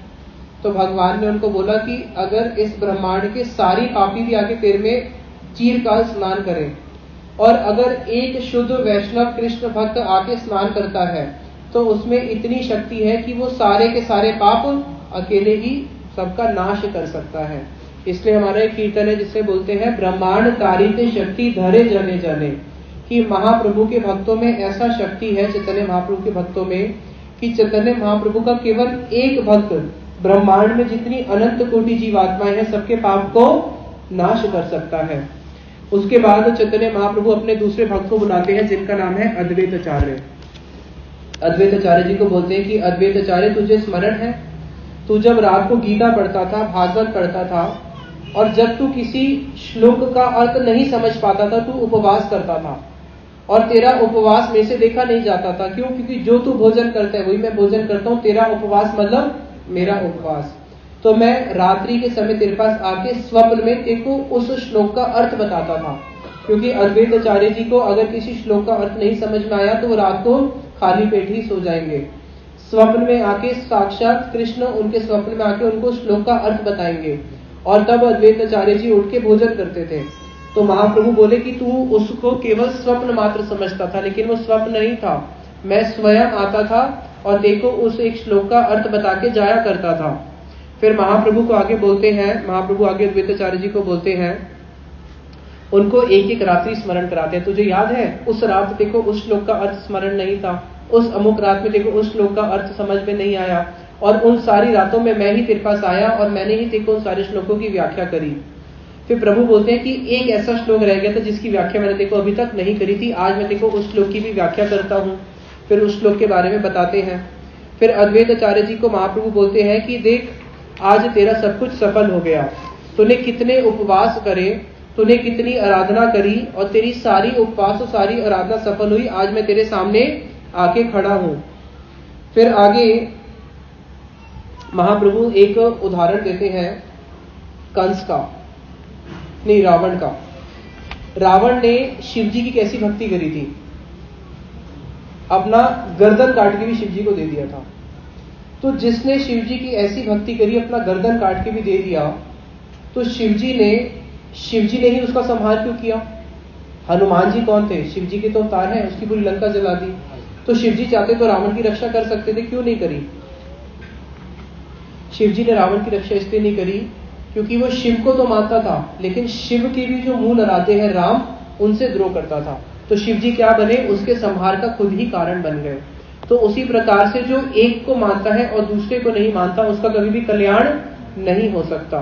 तो जो अद्वैत आचार्य को मानेगा या नित्यानंद प्रभु को नहीं मानेगा या नित्यानंद को मानेगा महाप्रभु को नहीं मानेगा, उसका कल्याण नहीं हो सकता। इसलिए भगवान के सारे अवतारों को क्या करना है, सबको ही मानना है।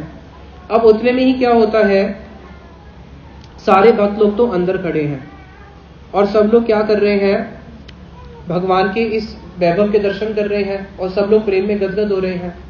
लेकिन उस समय भगवान के एक ऐसे भक्त थे चैतन्य महाप्रभु के, जिनका नाम था मुकुंद। वो बिल्कुल द्वार के बाहर खड़े थे। तो श्रीवास ने महाप्रभु से पूछा कि प्रभु, सारे भक्त लोग यहाँ पे अंदर हैं और सब लोग आपके इस वैभव के दर्शन कर रहे हैं, प्रेम में गदगद हो रहे हैं, ये मुकुंद ने ऐसा कौन सा अपराध किया है कि आपने उसको द्वार के बाहर खड़ा करके रखा हुआ है और उसको आज्ञा भी नहीं दे रहे कि मुकुंद अंदर आए। तो चैतन्य महाप्रभु बोलते हैं कि देखो, अगर तुम मुकुंद के लिए मेरे से अनुरोध करोगे तो मैं यहाँ से चले जाऊंगा, मुकुंद के लिए मेरे से अनुरोध भी करना नहीं, क्योंकि मुकुंद कौन है, मुकुंद एक खड़ जाटिया है। खड़ जाटिया का अर्थ क्या होता है, खड़ जाटिया का अर्थ होता है एक व्यक्ति क्या कर रहा है, आपके चरणों को स्पर्श कर रहा है एक हाथ से, दूसरे हाथ से आपकी गर्दन को दबा रहा है, तो उसको क्या बोलोगे, उसको बोलेंगे कपटी व्यक्ति। एक हाथ से तो क्या करता है, चरणों को स्पर्श करता है, दूसरे हाथ से गर्दन को दबाता है। तो ये मुकुंद का अपराध क्या है, सब भक्तों ने पूछा। महाप्रभु बोले मुकुंद का अपराध है, कभी तो भक्तों के संग में जाता है, और जब भक्तों के संग में जाता है तब तो तृण से भी अधिक दीनहीन बन जाता है। भगवान के भक्त कैसे होते हैं, हाथ जोड़ के भगवान के चरणों की वंदना करते हैं। और कभी कभी चले जाता है ज्ञानी मायावादियों के पास, और मायावादी कैसे होते हैं, मायावादी भगवान के अस्तित्व को खत्म करना चाहते हैं। वो भगवान को बोलते हैं भगवान निशक्ति है, उसकी शक्ति नहीं है। रावण ने क्या किया था, भगवान की शक्ति सीता को हरण करने का चेष्टा किया। तो जो मायावादी लोग हैं वो भगवान को खंड खंड करते हैं, बोलते हैं भगवान का रूप नहीं है, भगवान का धाम नहीं है, भगवान की कोई लीला नहीं होती, भगवान के भक्त नहीं होते। तो ये ऐसे व्यक्ति जिसके एक हाथ में तो भगवान के चरण, दूसरे हाथ में गर्दन पकड़ा हुआ है, एक हाथ में तिनका धारण करता है, दूसरे हाथ में तलवार धारण करता है। महाप्रभु बोले इसलिए इसको मेरे यहाँ पे प्रवेश नहीं मिलेगा। और ये कैसे है, जो भी व्यक्ति ये बोलता है कि भक्ति से बढ़कर कुछ है, ज्ञान भक्ति से बढ़कर है, कर्म भक्ति से बढ़कर है। कई लोग बोलते हैं ना कि अरे भगवान की भक्ति है करनी, कर्म ही सब कुछ है, कर्म भक्ति से बढ़कर है। तो महाप्रभु बोलते हैं जो इस प्रकार के शब्द बोलते हैं कि भक्ति से बढ़कर कुछ है, वो ऐसे लोग हैं जो निरंतर मुझे लाठी से मारते हैं, क्योंकि भक्ति मुझे सबसे प्रिय है। और ये उन लोगों का संग करता है जो लोग क्या बोलते हैं, ज्ञान भक्ति से बढ़ा है, यानी कि वो मुझे लाठी से मारता है। और जब भक्तों के संग में जाएगा, गंगा में गए तो गंगा दास, यमुना गए तो यमुना दास, भक्तों के संग में जाता है तो भक्त बन जाता है, और मायावादियों के पास में जाता है तो मायावादी बन जाता है। तो फिर वहां पे अब प्रश्न उठता है, सारे भक्त लोग बोलते हैं कि अच्छा प्रभु एक बात बताओ, मुकुंद ने अपराध तो किया है, हमने समझ लिया, अगर इसने अपराध किया तो आप इसको दंड दो ना, लेकिन आप इसको अपने दर्शन के सुख से वंचित क्यों करते हो, इसको कम से कम अपने अंदर तो आने दो, इसको आप दंड दो। अगर भक्त है आपका, है तो आपका भक्त, इसको दंड दो। तो चैतन्य महाप्रभु बोलते हैं कि देखो, प्रभु बोले आरे यदि कोटि जन्म है तबे मोर दर्शन पाई बे निश्चय। कि देखो मुकुंद आगे जाके पूछते हैं श्रीवास से, श्रीवास ठीक है मैं अपराधी हूं, मैं समझ गया, लेकिन कम से कम जाके बस प्रभु से एक प्रश्न पूछो, प्रभु से पूछो कि मेरे को कब आपके दर्शन होंगे, बस इतना पूछ के मुझे बता दो। तो श्रीवास चैतन्य महाप्रभु से पूछते हैं कि चलो ये अपराधी है, ये बता दो इसको आपके दर्शन कब होंगे। तो महाप्रभु बोलते हैं कि अगर इसके कोटि कोटि जन्म होंगे, कोटि मतलब होता है 1 करोड़, 1 करोड़ जन्म के बाद निश्चित रूप से ये मेरे दर्शन कर पाएगा। तो जैसे ही मुकुंद ने बाहर खड़े थे, उन्होंने ये सुना कि 1 करोड़ जन्म के बाद मुझे प्रभु के निश्चित दर्शन होंगे। उनके लिए 1 करोड़ तो बहुत छोटा हो गया, उनके लिए बड़ा हो गया शब्द निश्चित, कि निश्चित दर्शन तो होंगे ना, 1 करोड़ जन्म बाद से, लेकिन दर्शन तो होंगे। उनको इतना आनंद हुआ, इतना सुख हुआ कि चलो 1 करोड़ जन्म बाद सही, लेकिन निश्चित तो है कि मुझे दर्शन तो होंगे। तो वहां पे उन्होंने क्या किया, मुकुंद वहीं पे बाहर नाचना शुरू कर देते हैं, कृष्ण कृष्ण बोल के बड़े आनंदित होते हैं। और क्या बोलते हैं, पाई बा बलि करे महानृत्य, पाई बा, निश्चित निश्चित निश्चित। भगवान ने निश्चित तो बोल दिया ना, दर्शन तो होंगे ना। और वो बहुत आनंद से नाचना शुरू करते हैं। अब इस चीज को अपने ऊपर लगाओ, अगर हमें भगवान आके बोले स्वप्न में, या गुरु बोले कि हाँ तुम्हें दर्शन तो होंगे निश्चित है, लेकिन 1 करोड़ जन्म बाद होंगे, तो हम उत्साहित होंगे निरुत्साहित होंगे? निरुत्साहित होंगे? नहीं, उत्साहित होना। क्योंकि 1 करोड़ आदमी मिल जाए जन्म बाद तब भी बहुत छोटा है। भगवान को पाने के लिए तो हमारे कितने जन्म हो चुके हैं उसकी कोई गिनती है? सोचो, उसकी कोई गिनती नहीं है। हमने कितनी जन्म में कितनी माताओं का स्तन का दूध पिया होगा, शास्त्र बोलते हैं पूरा सागर भर जाए। सोचो कितने जन्म होंगे, इसका कोई निश्चित नहीं है। पृथ्वी में कितने वृक्ष हैं, उन सारे वृक्षों में कितने फल फूल उगते हैं। अकेले ही हम कितने कितने जन्म में कितनी पृथ्वी के वृक्ष खा चुके होंगे, उसकी कोई गिनती नहीं है। तब भी आज तक हम इस संसार में भटक रहे हैं।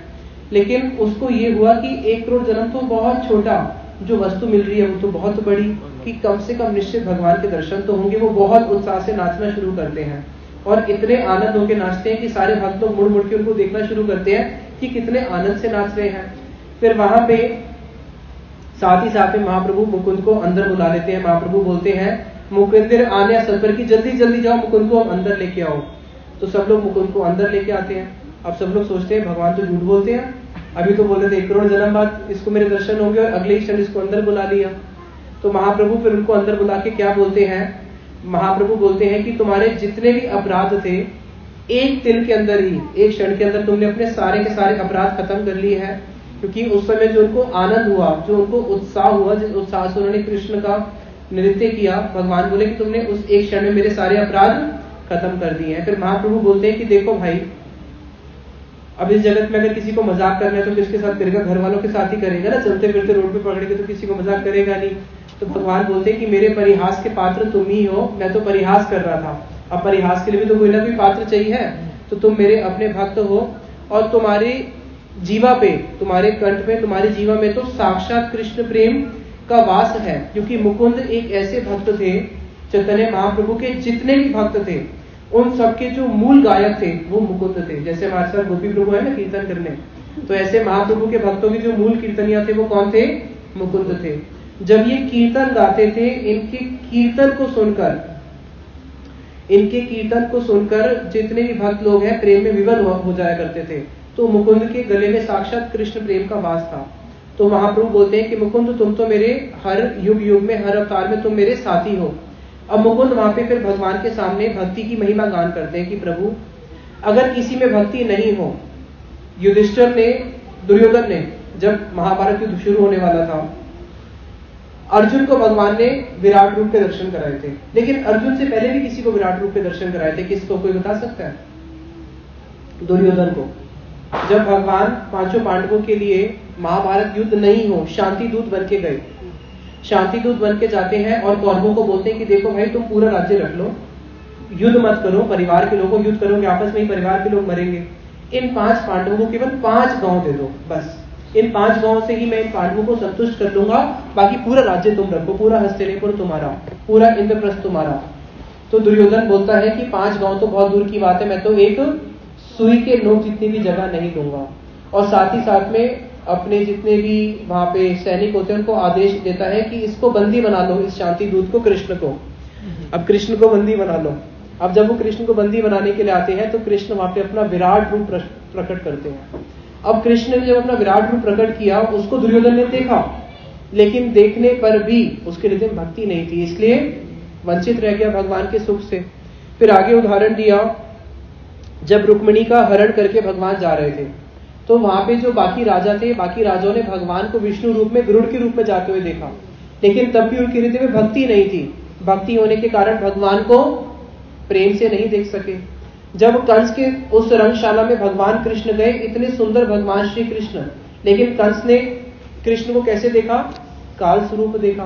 तो जब तक हमारे हृदय में भक्ति नहीं है, हम भगवान के दर्शन नहीं कर सकते हैं। इसलिए जिनके हृदय में भक्ति नहीं है वो मंदिर में जाके भी भगवान के शिव विग्रह को देखते हैं, शिव विग्रह को देखने से भी वो भगवान के दर्शन नहीं कर पाते। और जिसके हृदय में भक्ति है, प्रहलाद महाराज जी ने खंबे में भी किसका दर्शन कर लिया? खंबे में भी अपने प्रभु का दर्शन किया। तो इसलिए जिसके पास भक्ति है, भक्ति से ही भगवान का दर्शन होता है, भक्ति से ही भगवान की प्राप्ति होती है, भक्ति से ही भगवान के पास जाया जाता है। भक्ति ही भगवान की सबसे शक्तिशाली है। फिर वहां पे जितने भी भक्त थे, भगवान ने सब भक्तों को बोला चलो तुम्हें जिसको जो जो मांगना है मांग लो।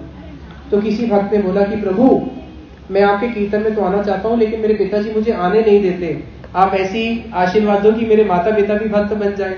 किसी ने अपने माता के लिए, किसी ने अपने पुत्र के लिए, जितने भी भक्त आए थे सब भक्तों ने अपने घर परिवार के लोग, जो उनके घर परिवार के लोग भक्त नहीं है, उन सबके लिए प्रार्थना करी कि हमारे घर परिवार के लोग भी क्या हो जाए, सब भक्त हो जाए। जैसे जो भी भक्ति में है वो हमारे पास आके क्या बोलते हैं, प्रभु ऐसा आशीर्वाद दो कि हमारे परिवार के लोग भी भक्त बन जाए। तो महाप्रभु ने सबको आशीर्वाद दिया, सब लोग भक्त बन जाते हैं। तो ये 7 पहर की महाप्रभु की लीला थी, जिसमें चैतन्य महाप्रभु ने अपनी भक्ति को प्रकाशित किया कि कैसे भगवान की भक्ति ही सबसे श्रेष्ठ है। और सब भक्तों ने क्या मांगा भगवान से, तोर नाम रूप गुण गाई, कि यही कृपा करो कि हम जन्म जन्म में आपका नाम रूप गुण महिमा गाते रहें।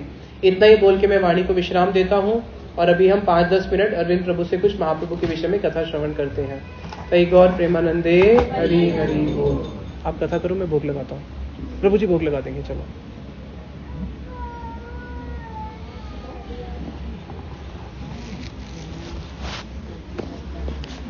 आपके नाम